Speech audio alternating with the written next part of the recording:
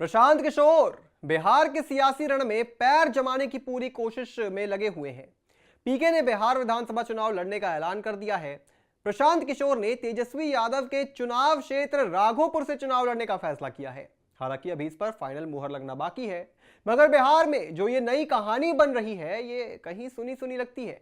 देखिए ना, प्रशांत किशोर बिल्कुल उसी राह पर चल पड़े हैं जिस राह पर एक वक्त में केजरीवाल चला करते थे। उन्होंने दिल्ली की राजनीति से जबरदस्त सीख ली है।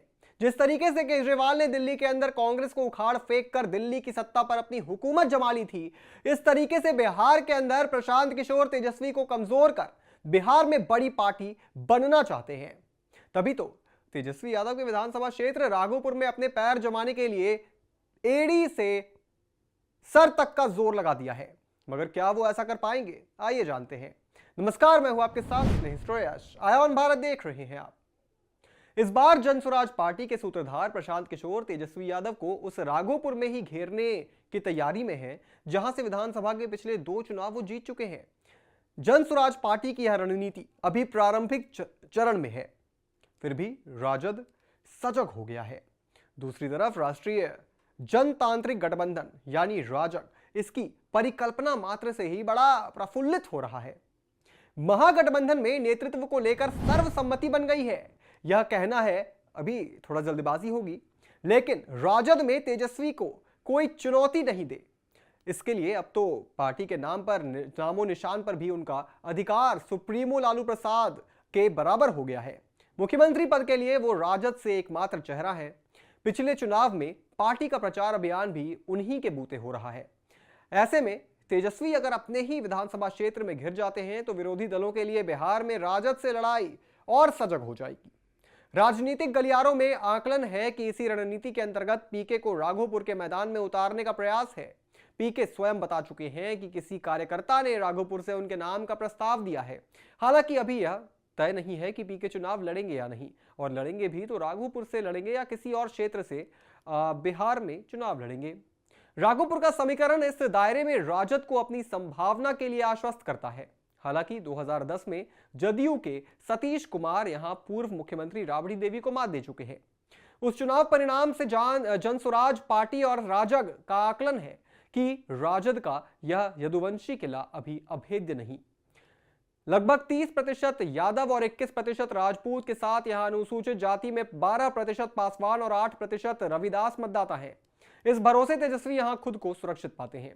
हालांकि राजपूत के अनुसूचित जाति में मतदाताओं में विभाजन की गुंजाइश के साथ अति पिछड़ा वर्ग के भरोसे विरोधी खेमा भी उत्साहित है। विधानसभा के पिछले चुनाव में लोजपा को मिले 24,947 वोट इस उत्साह को कुछ और बढ़ा देते हैं। आइए जरा राघोपुर का समीकरण भी समझ लेते हैं। राघोपुर में 30% यादव, 21% राजपूत और 20% अनुसूचित जाति के मतदाता हैं। 6 दशक से यादव समाज के विधायक रहे हैं। इनमें 2 बार लालू और 1 बार राबड़ी भी रही है। और इसी को देखते हुए पीके ने तेजस्वी पर हमला करने का सिलसिला भी शुरू कर दिया है। दरभंगा से प्रशांत किशोर ने नीतीश और लालू दोनों पर हमला किया और कहा लालू यादव और नीतीश कुमार का शासन एक जैसा है। लालू के राज में अपराधी बंदूक दिखाकर लूटते थे, जबकि अब नीतीश कुमार के राज में अधिकारी कलम और बंदूक दिखाकर लूट मचा रहे हैं। इधर बाबा बागेश्वर के बिहार दौरे पर हिंदू राष्ट्र पर दिए बयान पर भी पीके हमलावर हो गए और कहा क्या वो देश चलाते हैं? क्या उनके कहने से संविधान चेंज हो जाएगा? उन्होंने कहा कि देश में अभिव्यक्ति की आजादी सबको मिली है। बाबा बागेश्वर बिहार आए हैं, लोकतंत्र है, कुछ भी बोल रहे हैं। उनके समर्थक उन्हें सुन रहे हैं, उस पर टिप्पणी नहीं कर सकते हैं। लेकिन देश बाबा द्वारा नहीं चलता है। देश की जनता और चुने गए प्रतिनिधियों से देश चलता है। देश का कानून संसद में बनता है, किसी बाबा के दरबार में नहीं बनता है। इसका मतलब बिहार विधानसभा चुनाव में फुल ऑन एंटरटेनमेंट देखने को मिलने वाला है। इसकी पूरी संभावना है। आगे आगे देखिए क्या होता है। और हाँ, आप प्रशांत किशोर को हल्के में लेने की गलती जरा भी ना करें। आइए जरा प्रशांत किशोर के रणनीति जो है, राजनीति जो बनाते हैं वो, उस पर भी एक नजर डाल लेते हैं। 2010 में मोदी से जुड़े, तब वो 34 साल के थे। 2015 में नीतीश की जीत में अहम भूमिका निभाई। CAA और NRC के मुद्दे पर नीतीश कुमार से मतभेद के बाद JDU से उन्हें निकाल दिया गया। बिहार में RJD JDU महागठबंधन बनवाने में थी अहम भूमिका। पर्दे के पीछे से नेताओं की करते हैं ब्रांडिंग। 2020 में आम आदमी पार्टी के रणनीतिकार बने। 2021 में बंगाल चुनाव में ममता के साथ जुड़े। कन्हैया जिग्नेश को कांग्रेस में शामिल करने में भी शामिल थे वो। 2 अक्टूबर 2022 को शुरू हुई प्रशांत किशोर की पदयात्रा। एक दिन में 18 से 22 किलोमीटर का होता था सफर। पदयात्रा में बिहार के सभी जिलों का दौरा कर लिया उन्होंने। 2 अक्टूबर 2024 को अपनी पार्टी जन स्वराज का उद्घाटन किया।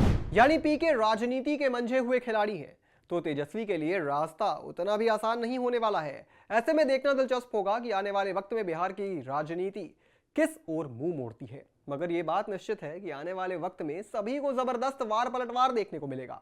इस पूरी खबर पर आप क्या सोचते हैं दोस्तों, हमें कमेंट करके जरूर बताएं। और भी तमाम बड़ी खबरों से जुड़े रहने के लिए आप देखते रहें आय ऑन भारत।